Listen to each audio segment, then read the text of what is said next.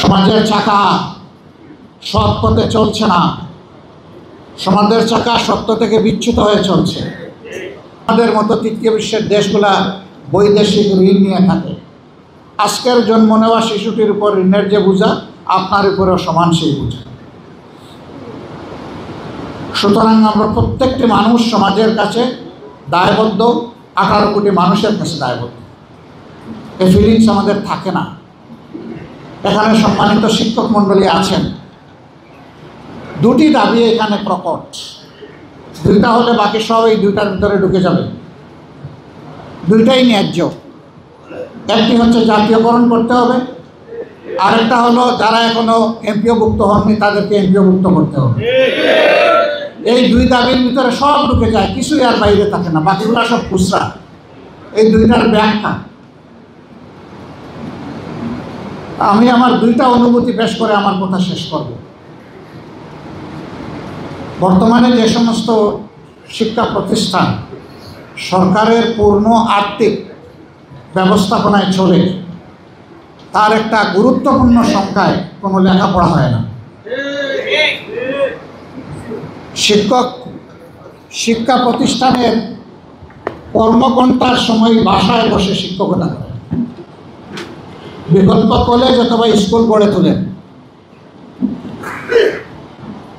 তাহলে আপনি ওখানে বেতন দিচ্ছেন কেন? আপনি ওখানে যদি বেতন নেন, শিক্ষা আপনাকে ওখানে দিতে হবে। আর যদি আপনি এখানেই পড়াতে চান, তাহলে ওই বেতনটা আপনি নেবেন না। এটা আপনার জন্য সঙ্গত নয়। আপনি একজন মহান শিক্ষক, আপনি তো জাতিকে বিবেক জাগিয়ে তুলবেন। সুতরাং বিবেকের জায়গায় আপনাকেও সচেতন হতে হবে।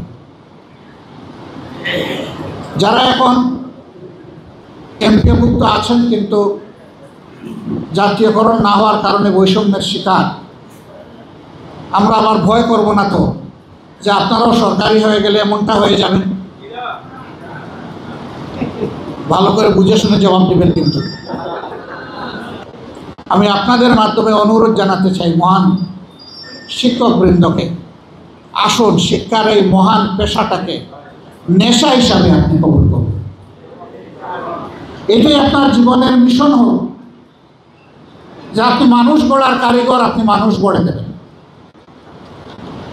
বলবেন যে পেটে ক্ষুধা রেখে কীভাবে মানুষ গড়ব? এই দায়িত্ব সমাজের, এই দায়িত্ব রাষ্ট্রের। এই জন্যই আপনাদের সরকারিকরণের দাবি আমরা সমর্থন করি। এটি হওয়া উচিত। শিক্ষা মানুষের যদি মৌলিক অধিকার হয়ে থাকে, তাহলে সেই শিক্ষা প্রত্যেকটি মানব সন্তানকে তার অধিকার তার হাতে তুলে দেওয়ার দায়িত্ব হচ্ছে সরকারের। হ্যাঁ, কেউ যদি প্রচলিত শিক্ষার বাইরে গিয়ে নিজের সন্তানকে আরও বাড়তি কোনো শিক্ষা দিতে চান, আমাদের কোনো আপত্তি নাই। কিন্তু মৌলিক শিক্ষাটা পাওয়ার অধিকার সকলের রয়েছে। এটা ইবতেদায়ী এবং প্রাইমারি থেকে শুরু করে বিশ্ববিদ্যালয় পর্যন্ত। যার মেধা যতটুকু পর্যন্ত বুঝবে তাকে ততটুকু শিক্ষার পরিবেশ দিতে হবে। আজকে একটি লজ্জার বিষয় জাতির জন্য।